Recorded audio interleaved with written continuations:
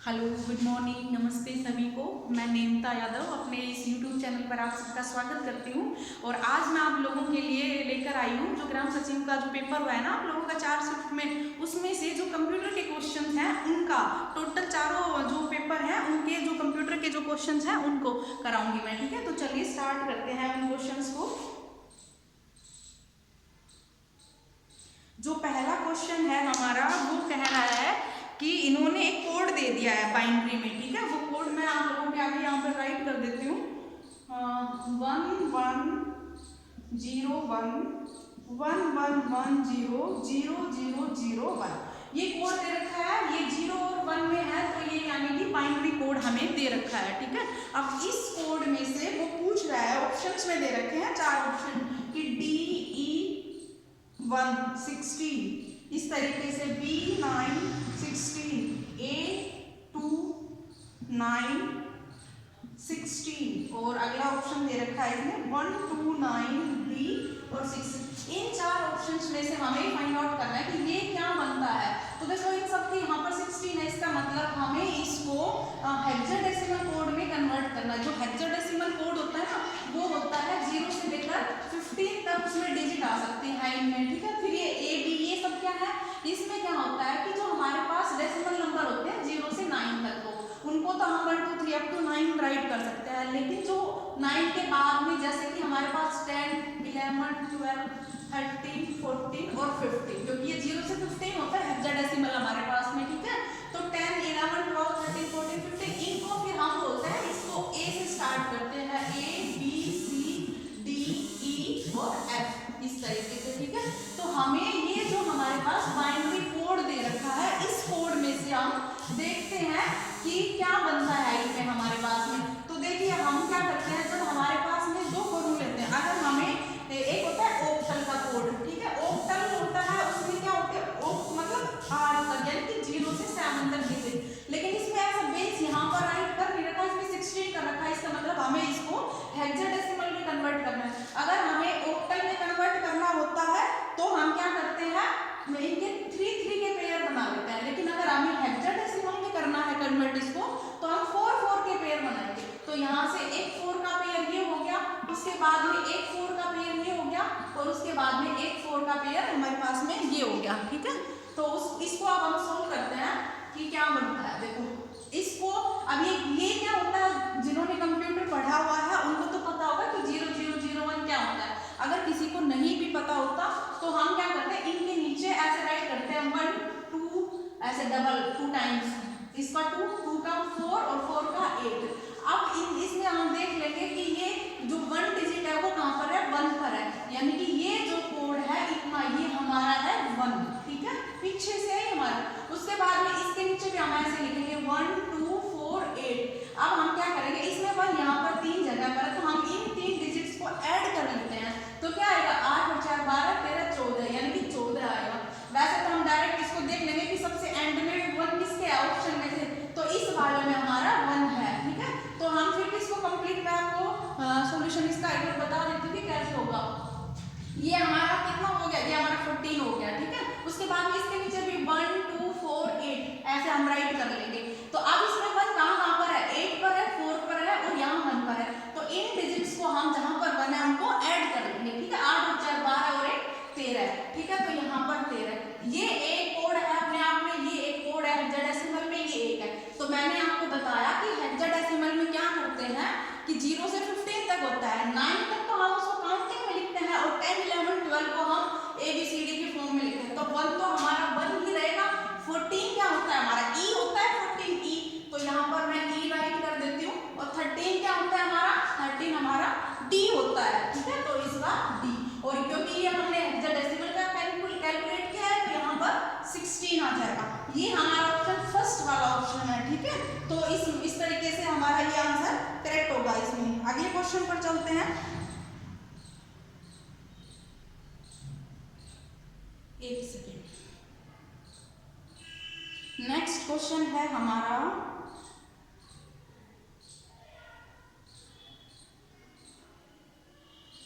कह रहा है कि 1 बाइट के आधे भाग को कहा जाता है। मैंने मेमोरी वाला जो यूनिट्स ऑफ मेमोरी है वो क्वेश्चन कराए थे आप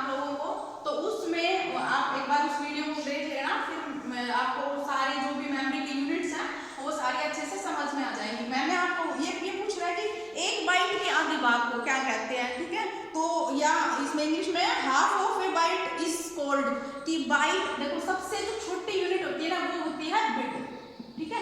बिट जैसे ऐसे लगा लो, ये एक बिट है, ये भी एक बिट है, ये भी एक बिट है, अगर इनको इकट्ठे लिखे हैं तो ये 3 बिट है, इस तरीके से, ठीक है। उसके बाद में हमारा होता है निबल, ठीक है। निबल में क्या होता है, जब ये 4 बिट जैसे इस तरीके से ये 4 बिट है तो ये निबल है, ठीक है। तो निबल में क्या हो जाएगा, 4 बिट के बराबर होता है निबल हमारा 4 बिट। उसके बाद में हमारे पास आता है बाइट, ठीक है। और जो बाइट है उसमें हमारे पास होती है 8 बिट, ठीक है। तो अब इसने क्वेश्चन में पूछा है कि एक बाइट के आधे भाग को क्या कहेंगे। बाइट हमारा कितना है, 8 बिट का। अब हम ऑप्शन में देखते हैं कि बाइट का आधा भाग क्या होगा। इसमें कह रहा है कि जो हाफ जो बाइट का पार्ट है उसको बाइट कहेंगे, नहीं बाइट तो पूरा है 8 बिट का, ठीक है। उसके बाद में वर्ड साइज का यहाँ पर कुछ है ही नहीं, क्योंकि मेमोरी की जो यूनिट्स है उसमें बिट बाइट, इसके बाद में हमारे पास किलोबाइट से स्टार्ट हो जाता है, फिर मेगाबाइट, गीगाबाइट, आगे ये चलता है, ठीक है। उसके बाद में बिट देखो, बिट में आपने क्या बताया कि एक बिट तो सबसे छोटी होती है, उसमें एक ही होता है। ये बाइट का हाफ पूछ रहा है, तो बाइट का हाफ कितना होगा, इसको 2 से डिवाइड कर देंगे, ये हमारे पास 4 आएगा, और 4 हमारे पास क्या होता है, निबल के इक्वल होता है, ठीक है। तो इसका क्या हो जाएगा, बाइट का हाफ हमारा निबल आंसर हो जाएगा। अगला देखते हैं, अगला कह रहा है कि कंप्यूटर हार्ड ड्राइव पर सिस्टम रैंडम एक्सेस मेमोरी यानी कि रैम के बैकअप के रूप में खालिस्तान स्थान कार्य करता है। एक बार रिपीट कर देती हूँ इंग्लिश में भी, dash is a space on a computer's hard drive that acts as a backup to system RAM का ये रैंडम एक्सेस मेमोरी। और कह रहा है कि जो बैकअप रखता है उसको हम क्या कहेंगे। इसके 4 ऑप्शन दे रखे हैं। फर्स्ट कह रहा है वर्चुअल मेमोरी होता है क्या, या सेकंड कह रहा है कि हमारे पास कर्नल स्वैप होगा, या फिर थर्ड कह रहा है स्पूल होगा, या फिर इनमें से कुछ भी नहीं होगा, ठीक है। तो जो बैकअप सिस्टम का जो है वो रैम के अंदर, वो उसको हम बोलते हैं वर्चुअल मेमोरी के अंदर होता है। तो इसका जो ऑप्शन है वो वर्चुअल मेमोरी वाला आंसर करेक्ट रहेगा, ठीक है। अगला चलते हैं, नेक्स्ट है हमारे पास एक डैश यानी कि ब्लैंक सभी स्रोत कूटों को मशीन कूट में बदल देता है और एक निष्पादन योग्य फाइल बनाता है। अब इंग्लिश में देखते, कह रहा है कि A dash convert all the source code into machine code creating an executable file, यानी कि जो मशीन कोड जो होता है ना उसमें कन्वर्ट करता है जो हमारा जो मशीन कोड है उसको एग्जीक्यूटेबल फाइल में। तो देखो कन्वर्ट करने के जो कन्वर्टर होते हैं वो 3 टाइप के होते हैं, ठीक है। और वो तीनों ऑप्शन में है। एक तो कह रहा है कि कंपाइलर होता है, लोडर होता है, इंटरप्रेटर या असेंबलर। तो मैं एक बार इनको एक्सप्लेन कर देती हूँ। जो फर्स्ट जो कंपाइलर जो है ना हमारा कंपाइलर, जैसे सपोज करो हमारे पास में ये एक पेज है, ये एक कोड है, ठीक है। ये कोड है हमारा, इस कोड को एग्जीक्यूटेबल में अगर कन्वर्ट करना पूरे को कंप्लीट को, तो हम यूज करते हैं कंपाइलर का। तो अगर हम लोडर है, जो सेकंड ऑप्शन है लोडर क्या करता है,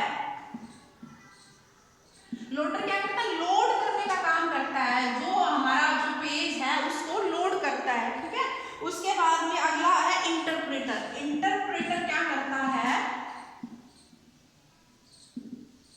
जो इंटरप्रेटर का काम है ना वही कंपाइलर का काम है। लेकिन इन दोनों में डिफरेंस क्या है कि अगर हमारा ये एक पूरा कोड है तो इसमें ऐसे लाइन में लिखा हुआ होगा, तो ये इंटरप्रेटर क्या करेगा, पहले इस लाइन को उठाएगा, फिर इस लाइन को उठाएगा, फिर इस लाइन को उठाएगा और फिर कन्वर्ट करेगा। जबकि हमारा कंपाइलर क्या कर रहा था, कंप्लीट को एक बार में उठा रहा था। उसके बाद में अगला है हमारा असेंबलर का, ठीक है। असेंबलर क्या करता है, असेंबलर क्या करेगा कि ये तो हमारे हाई लेवल जो लैंग्वेज में जो कोड लिखा हुआ होता है ना उसको कन्वर्ट करता है, जबकि जो असेंबलर है हमारा वो क्या करता है कि जो असेंबली लैंग्वेज है ना उसको कन्वर्ट करता है, ठीक है। तो इन सबका आपको कंपाइलर पूरे को एक कोड को एक बार एग्जीक्यूट करेगा, इसको लोडर लोड करता है फाइल को, इंटरप्रेटर क्या करता है लाइन बाय लाइन करता है, और असेंबलर जो है वो जो असेंबली लैंग्वेज में जो कोड हमारा लिखा हुआ है उस कोड को कन्वर्ट करता है। तो इसमें इस क्वेश्चन में पूछा हुआ है, हमें वो ऑप्शन इसमें से लेना है जो ऑल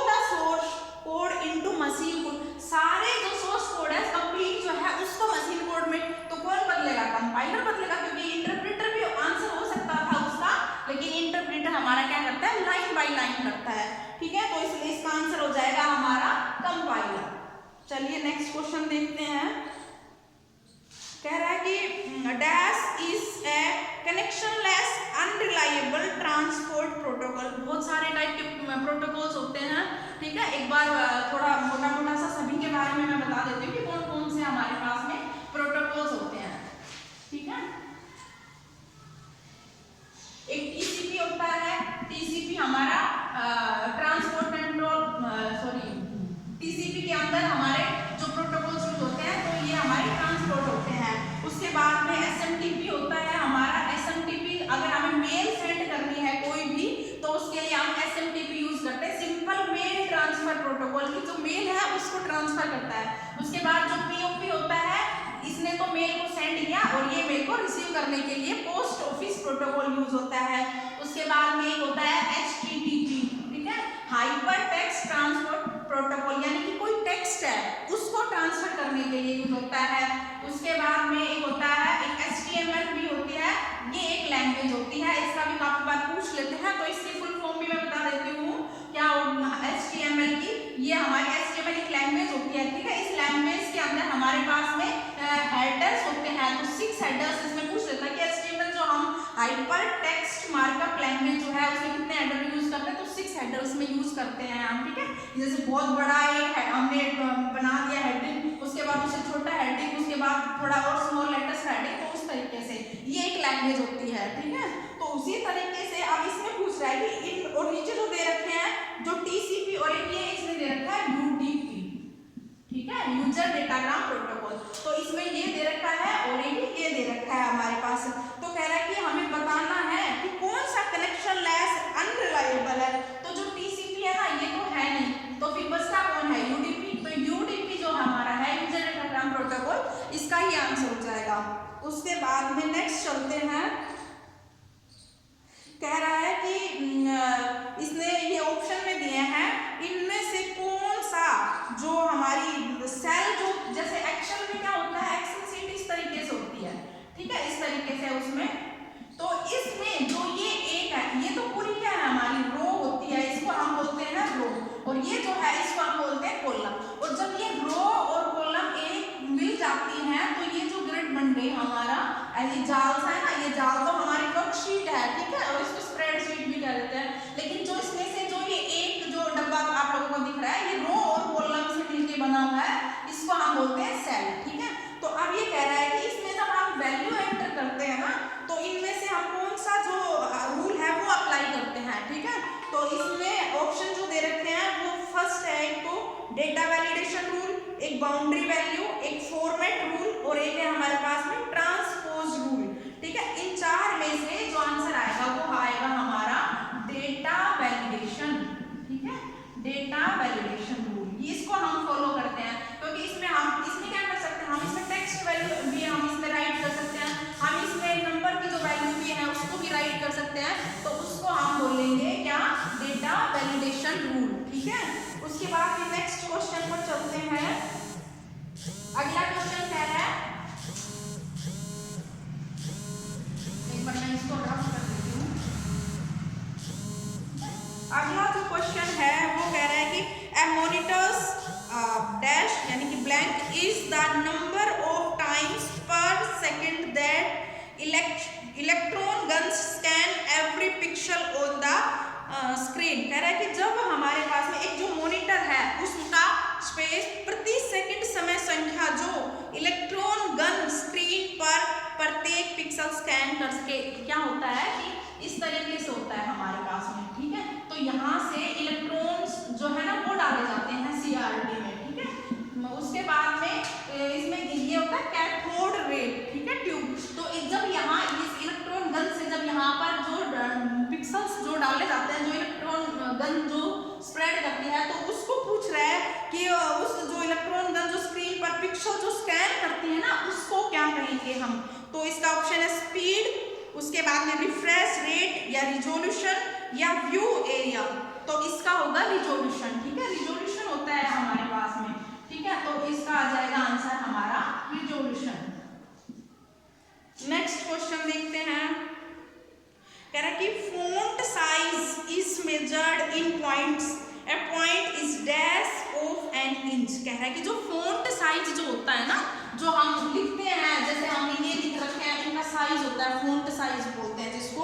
वो जो फॉन्ट साइज जो है ना, उसको इंच, वो फॉन्ट साइज इंच में कितने के बराबर होता है, ठीक है। तो इंच में इसमें ऑप्शन दे रखा है कि 1/32, 1/72 और 1/70 और 1/52। तो इसका आंसर हो जाएगा 1/72 के इक्वल होता है, ठीक है, इंच का 1/72, ठीक है। अगले क्वेश्चन पर चलते हैं। अगला क्वेश्चन है, कह रहा है कि जो रजिस्टर्स का आकार जो कभी कभी डैश कहलाते हैं, किसी दिए गए समय पर कंप्यूटर की आंकड़े की मात्रा के साथ कार्य कर सकता है, उसको हम क्या कहेंगे, ठीक है। एक बार इंग्लिश में देख लेते हैं। कह रहा है कि the size of the registers which is sometimes called the dash indicate the amount of data with which the computer can work at any given time। किसी भी गिवन टाइम में जब कंप्यूटर काम करता है तो उसमें ये जो साइज होता है रजिस्टर्स का, उसमें हम उसको क्या कहेंगे। तो इसकी जो ऑप्शन है वो है रजिस्टर वर्ड, सेकंड है ऑक्सिलरी साइज, थर्ड है वर्ड साइज और फोर्थ है रैम, ठीक है। देखो जब भी हम अगर ऐसे अगर देखते हैं कि फास्ट काम कौन करता है, तो प्राइमरी मेमोरी सबसे ऊपर आती है और उसके बाद में नीचे जो आती है वो आती है हमारी सेकेंडरी मेमोरी, ठीक है।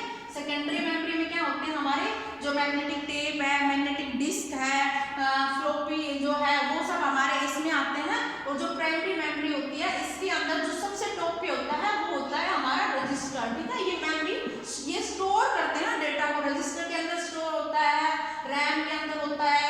इस तरीके से प्राइमरी मेमोरी जो है ये उसके पार्ट है। तो ये कह रहा है कि इसका क्या रहेगा, तो जो हमारा मैंने बताया ना, ये रजिस्टर जो है प्राइमरी मेमोरी के अंदर आता है। प्राइमरी मेमोरी का पार्ट क्या है, रैम है। तो उसमें आप इस ऑप्शन में देखते हैं कि प्राइमरी मेमोरी का कौन सा दे रखा है, तो इसने रैम दे रखा है, ठीक है।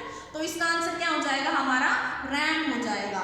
उससे नेक्स्ट क्वेश्चन है हमारा, कह रहा है कि कंप्यूटर हार्ड ड्राइव पर सिस्टम रैंडम एक्सेस मेमोरी यानी कि रैम के बैकअप के रूप में डैश कार्य करता है। ये तो मैंने करा दिया, इसका तो वर्चुअल मेमोरी था जो हम कर चुके हैं, इस क्वेश्चन को रिपीट हो गया। उसके बाद में कह रहा है कि निम्नलिखित में से कौन सा नॉन वोलेटाइल मेमोरी का एग्जांपल है। देखो मैंने मेमोरी कराई थी, ठीक है। उसमें प्राइमरी जो मेमोरी है ना, इसके दो पार्ट थे, एक तो था रैम हमारे पास में और एक था हमारा रोम, ठीक है। तो रैम था हमारा रैंडम एक्सेस मेमोरी, जिस पर मैंने बताया था कि हम काम करते हैं, ठीक है। और रोम जो होता है उस पर हम इनका देखो जो फुल फॉर्म है, कह रहा है कि रैंडम एक्सेस मेमोरी और उसके बाद में रीड ओनली मेमोरी। इसको रैंडम एक्सेस का मतलब है कि हम इसको एक्सेस कर सकते हैं, रीड कर सकते हैं, राइट भी कर सकते हैं। जबकि जो रोम है हमारा, उसमें ना तो हम रीड कर सकते हैं और ना ही हम रीड सिर्फ रीड कर सकते हैं, राइट नहीं कर सकते। तो ये पूछ रहा है कि नॉन वोलेटाइल, अब देखो जब हम इस पे काम कर रहे हैं, काम करते टाइम लाइट अगर चली गई तो हमने जो कुछ राइट कर रखा है वो सारा डिलीट हो जाएगा हमारा, ठीक है, जब तक हम इसको सेव नहीं करते। जब सेव कर देते हैं तो वो परमानेंट हो जाता है। लेकिन रोम में तो हम कुछ राइट ही नहीं कर सकते, तो इसमें तो हमें परमिशन ही नहीं है, ठीक है। तो ये जो रोम है ये होता है हमारा नॉन वोलेटाइल, यानी कि इसमें कुछ डिलीट नहीं होता है। जबकि रैम पर अगर हम राइट कर रहे हैं तो वो डिलीट हो जाता है, उसी को बोलते हैं वोलेटाइल, ठीक है। तो ये वोलेटाइल है, ये नॉन वोलेटाइल है। इस पे हम इसको रीड कर सकते हैं, इसमें कुछ राइट नहीं कर सकते, ठीक है। इसलिए ये ऑटोमेटिक काम करता है जब हम कंप्यूटर को स्टार्ट करते हैं। इसमें हम रीड राइट कर सकते हैं, सेव नहीं कर रखा, और लाइट अगर चली गई या शट डाउन हो गया तो फिर उसके बाद में इसमें जो भी हमने लिख रखा है वो डिलीट हो जाएगा, उसको हम बोलेंगे वोलेटाइल। तो इसका आंसर आएगा हमारा रोम, ठीक है। उससे नेक्स्ट क्वेश्चन जो है वो है हमारा,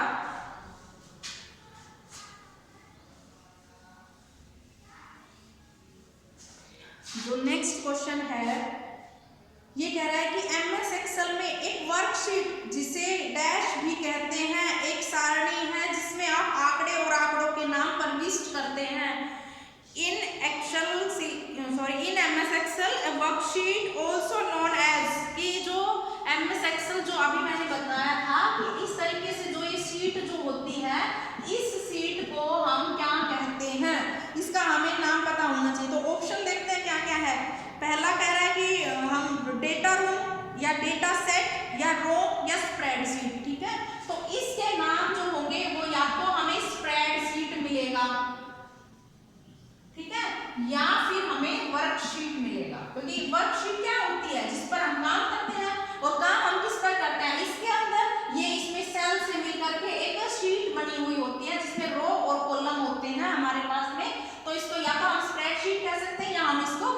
कह सकते हैं। तो ऑप्शन में हमारे पास में क्या है, स्प्रेडशीट, तो इसका आंसर हो जाएगा हमारा स्प्रेडशीट का, ठीक है। उसके बाद नेक्स्ट क्वेश्चन पर चलते हैं। हाँ, कह रहा है कि निम्नलिखित में से कौन सा रैंकिंग की विधि या विधियां हैं। इन्होंने 3 टाइप्स बता दी हैं और इसमें से बता रहे हैं कि कौन सा मेथड हो सकता है हैकिंग का, ठीक है। तो इसमें which of the following is or are hacking method. Hacking method कौन कौन से हैं। पहला कह रहा है कि सॉफ्टवेयर सोशल इंजीनियरिंग, ठीक है, सोशल इंजीनियरिंग है। उसके बाद में स्पूफिंग है, उसके बाद में स्निफिंग है, और उसके बाद में ये कॉलिंग। तो देखो ये सारे ही जो मेथड्स हैं ये सारे ही हैकिंग की टाइप्स होती हैं, ठीक है। तो इसका आंसर क्या आ जाएगा, ऑल। ये सारे हैकिंग के मेथड्स हैं, हैक करने के मेथड्स हैं हमारे पास में। उसके बाद में अगला क्वेश्चन है, इसे देखो एमएस एक्सेल में बहुत सारे क्वेश्चंस आए हुए हैं और एक मेमोरी में बहुत सारे क्वेश्चंस आए हुए हैं। अगला क्वेश्चन भी कह रहा है कि in MS Excel dash a text function is useful for combining values from different cell into single cell. यानी कि यहाँ पर वैल्यू है हमारे पास में, यहाँ पर वैल्यू है, या यहाँ पर वैल्यू है, यहाँ पर वैल्यू है। इस तरीके से मान लो इस सेल, ये सेल है हमारे पास, ये एक सेल है, ये एक सेल है, ये एक सेल है। मान लो हमें 1 और 3 को इकट्ठा कंबाइन करना है कि जो इसका डेटा है और जो इसका डेटा है वो सारा इकट्ठा आ जाए। मान लो कि इसमें तो जैसे राम है, ठीक है, और इसमें हमारे पास में है यादव, ठीक है। अब हम चाहते हैं कि हमारे पास जो राम यादव है वो इस तरीके से आ जाए, ठीक है, राम यादव। तो इसमें हम क्या करेंगे,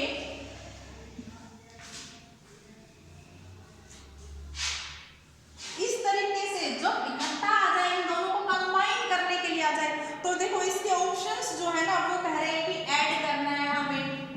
सेकंड ऑप्शन इसका कह रहा है कि हमें मर्ज करना है। थर्ड इसका कह रहा है कि कॉन्केटेनेट होता है ये, ठीक है, कॉन्केटेनेट होता है। उसके बाद में कह रहा है कि सम होता है। तो देखो सम तो जो हमारा फंक्शन है वो सम फंक्शन ही होता है कि हमें वैल्यूज ऐड करनी हो, 2 और 3 को ऐड करना हो, उसके लिए हम सम करते हैं। उसके लिए हम ऐड भी करते हैं, ऐड करना हो हमें 2 को या पूरी टोटल को, ठीक है।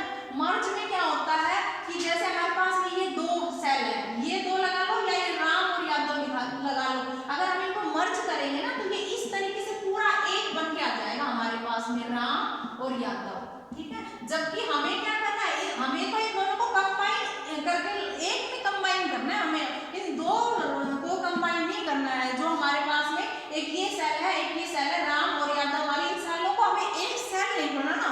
ये कह रहा है कि इसके अंदर जो वैल्यूज है ना, इन वैल्यू को हमें कंबाइन करना है। तो कॉन्केटेनेशन में क्या होता है, कॉन्केटेनेशन का मतलब ऐड कर देना। एक में राम और एक में अगर यादव है तो उसको कॉन्केटेनेट जब हम अप्लाई करेंगे तो ये हमारे पास जो बन के आएगी, इसलिए ये राम यादव के नाम से बन के आ जाएगा। तो इसका करेक्ट आंसर होगा कॉन्केटेनेट, ठीक है, कि कॉन्केटेनेशन जो है उसमें हम 2 को कंबाइन कर सकते हैं। सेल को कंबाइन अगर करने के लिए कहता हो तो फिर हम इसमें मर्ज का करते, वैल्यूज को ऐड करने के लिए होता तो फिर हम सम अप्लाई करते, ठीक है, इस तरीके से। नेक्स्ट चलते हैं। नेक्स्ट में कह रहा है कि डैश इंटरनेट पर सर्वरों के बीच ईमेल भेजने के लिए प्रयुक्त एक प्रोटोकॉल है। मैंने अभी 4-5 प्रोटोकॉल्स बताए थे कि मेल सेंड करने के लिए dash is a protocol for sending email between servers on the internet, कि जो हमारे पास में जो सर्वर है वो जब इंटरनेट पे हम मेल सेंड करते हैं तो उसके लिए हम कौन सा प्रोटोकॉल यूज करते हैं। तो अभी मैंने बताया था कि एसएमटीपी जो प्रोटोकॉल है, सिंपल मेल ट्रांसफर। देखो ये ट्रांसफर करने के लिए, अगर ये रिसीव करने के लिए पूछता तो फिर हमारा आंसर अलग होता, ठीक है। तो इसलिए ऑप्शन में दे रखे हैं सिंपल मेल ट्रांसफर प्रोटोकॉल, उसके बाद में border gateway protocol, real time protocol या हाइपर टेक्स्ट ट्रांसफर प्रोटोकॉल। तो उसमें हम यूज करेंगे सिंपल मेल ट्रांसफर प्रोटोकॉल, ठीक है। उसके बाद नेक्स्ट कह रहा है कि the length of IP version 6 is, length of IP version 6। अब ये आईपी वर्जन क्या होता है, जो हम इंटरनेट प्रोटोकॉल्स यूज करते हैं ना उसमें वर्जन्स होते हैं। तो आईपी का मतलब तो होता है इंटरनेट प्रोटोकॉल,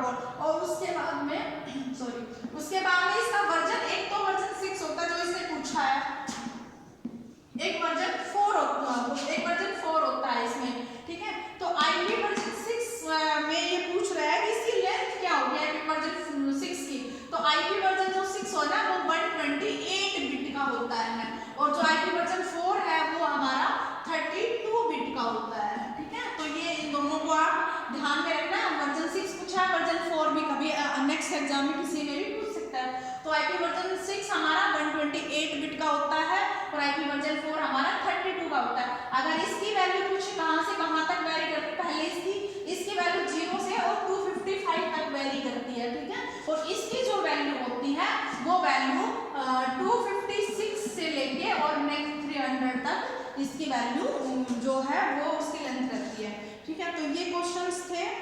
उसके बाद में नेक्स्ट पर चलते हैं। कह रहा है कि जो डोस है उसकी फुल फॉर्म बतानी है हमें, ठीक है। डोस, देखो ये ऑपरेटिंग सिस्टम है। मैंने ऑपरेटिंग सिस्टम एक बार कराया था, ऑपरेटिंग सिस्टम की पहले एक वीडियो बनाई थी, उसमें मैंने बताया था कि हम इंटरफेस का मैंने टॉपिक कराया था GUI, ठीक है। तो जो GUI जो था हमारा उसमें क्या था, और एक तो हमारा पास में ये तो ग्राफिक्स का होता है और एक हमारा कैरेक्टर का होता है, ठीक है। ये होता है हमारा। तो हमने पढ़ा था इसमें जो CUI होता है इसमें डोस होता है, ठीक है। और जो ये होता है इसमें हमारा विंडोज जो ऑपरेटिंग सिस्टम है वो होता है। तो ये डोस क्या है, ये है हमारा डिस्क ऑपरेटिंग सिस्टम है। तो दोनों ऑपरेटिंग सिस्टम डिफरेंस इतना है कि विंडो में हम क्या यूज कर लेते हैं, ग्राफिक्स, इसकी फुल फॉर्म है ग्राफिक्स यूजर इंटरफेस, और इसकी है कैरेक्टर यूजर इंटरफेस। कैरेक्टर्स का मतलब हम सिर्फ कैरेक्टर यूज करेंगे उसमें, ठीक है। कोई इमेज कोई ग्राफिक्स उसमें हम यूज नहीं करते। लेकिन जो GUI है वो ये फैसिलिटी प्रोवाइड करता है कि हम उसमें ग्राफिक्स की यूज कर सकते हैं। अब जो GUI है उसमें एग्जांपल था विंडो का, और CUI में यानी ग्राफिक्स यूजर इंटरफेस में एग्जांपल था डोस का। तो जो डोस है ऑपरेटिंग सिस्टम है डोस, इसकी फुल फॉर्म क्या है, इसकी फुल फॉर्म है डिस्क ऑपरेटिंग सिस्टम, ठीक है। कि डिस्क ऑपरेटिंग सिस्टम हमारा डोस की फुल फॉर्म। इसमें देखते हैं, इसमें कह रहा है कि diskless operating system, driver operational system, या डिस्क ऑपरेटिंग सिस्टम, या ड्राइवर ऑपरेटिंग सिस्टम। तो इसमें से आ जाएगा हमारे पास में डिस्क ऑपरेटिंग सिस्टम है। नेक्स्ट क्वेश्चन पर चलते हैं। नेक्स्ट क्वेश्चन कह रहा है कि डिस्क ड्राइव के रीड राइट हेड को डिस्क पर निर्दिष्ट स्थान पर ले जाने के लिए लगने वाला वांछित समय, the time required to move a disk drive read write head to a specific location on a disk is, उसको क्या कहेंगे। देखो ये मैं थोड़ा सा इसको एक्सप्लेन कर देती हूँ कि ये क्या कहना चाह रहा है। हम जो डिस्क यूज करते हैं जिसमें हम डेटा राइट करते हैं, ठीक है। मान लो ये हमारी एक डिस्क है, इसमें डेटा इस तरीके से राइट करते रहते हैं, इस तरीके से इसमें डेटा जो है ना, पहले यहाँ हम डेटा, फिर इस तरीके से डेटा राइट करा, फिर इस तरीके से।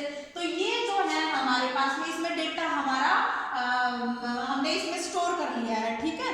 फिर ये कह रहा है कि इसमें आप डेटा जैसे यहाँ पर भी डेटा, यहाँ पर भी डेटा, यहाँ पर भी डेटा, और ये जो डेटा है ना ये इस तरीके से डिवाइडेड होता है, इतना इतना इनका ये ट्रैक होता है और इसमें ये सेक्टर्स होते हैं इस तरीके से। अब फॉर एग्जांपल हमें जैसे यहाँ से यहाँ तक जो है हमारा उस पर जाना है, तो अगर है इसमें क्या होता है कि इस तरीके से हेडर होता है, ठीक है, और उसकी ये होती है, तो ये मूव करनी होती है। यहाँ पर डेटा है इस तरीके से, या फिर ये यहाँ पर डेटा है, हम इसको ऐसे हिला करके मतलब सेट कर लेते हैं, यहाँ पर है। तो इसी तरीके से जब हम यहाँ पर पहुंचेंगे तो हमारा जो डेटा है ना, सॉरी, जो इसमें टाइम जो लगेगा उस टाइम को पूछ रहे हैं, उस टाइम को क्या कहेंगे, तो उस टाइम को हम कहते हैं सीक टाइम, ठीक है।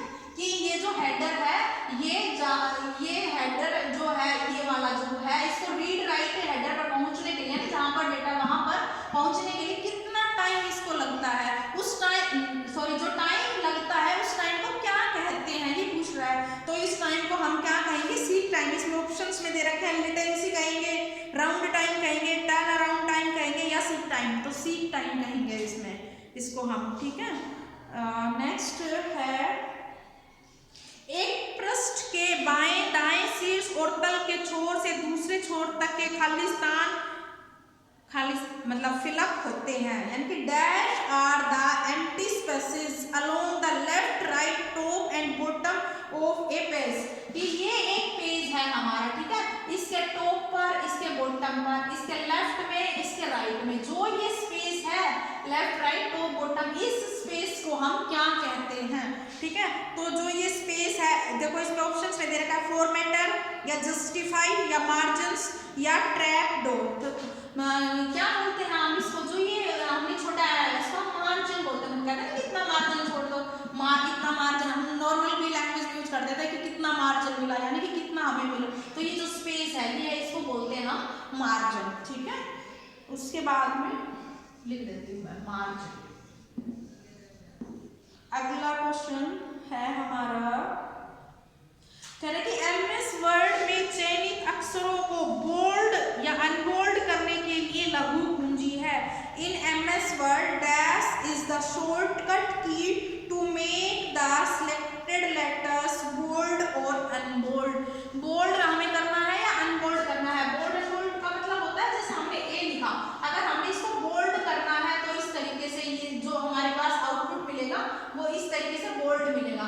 तो ये बोल्ड करने के लिए हम क्या यूज करते हैं? तो इस बोल्ड को यूज, जैसे बोल्ड ऐसे नाम से होते हैं ये सारे बोल्ड, बोल्ड यानी कि बी, तो कंट्रोल CTRL लिखते हैं, कंट्रोल प्लस बी, ये कंट्रोल ये बोल्ड करने के लिए होता है। इसी तरीके से इसमें इटैलिक भी करते हैं, इटैलिक हम करते हैं कंट्रोल प्लस आई इटैलिक के लिए, उसी में होता है। अगर हमें अंडरलाइन करनी होती है, ठीक है, अगर हमें इसके नीचे ऐसे अंडरलाइन लगानी है, इस लाइन के नीचे इसके अंडरलाइन लगानी है, तो हम उसके लिए कंट्रोल और यू मतलब अंडरलाइन, आई मतलब इटैलिक, बी मतलब बोल्ड, इनका हम यूज करते हैं। अगर हमें बोल्ड करना है तो हम कंट्रोल भी करेंगे, वापस इसी फॉर्म में लेके आना है तो दोबारा से कंट्रोल भी कर देंगे हम उसको सिलेक्ट करके, लेकिन ठीक है, जिसको हम सिलेक्ट करेंगे वही बोल्ड होगा हमारा या वही अनबोल्ड होगा हमारा। तो इसमें आ जाएगा हमारा ऑप्शंस में दे रखे हैं alt plus B, alt use नहीं करते हैं हम, ऑल्ट प्लस एंटर वो तो बिल्कुल भी यूज नहीं करते हैं, कंट्रोल प्लस एंटर और कंट्रोल बी, तो कंट्रोल प्लस जो बी है वो हम यूज करते हैं बोल्ड करने के लिए, ठीक है। उसके बाद में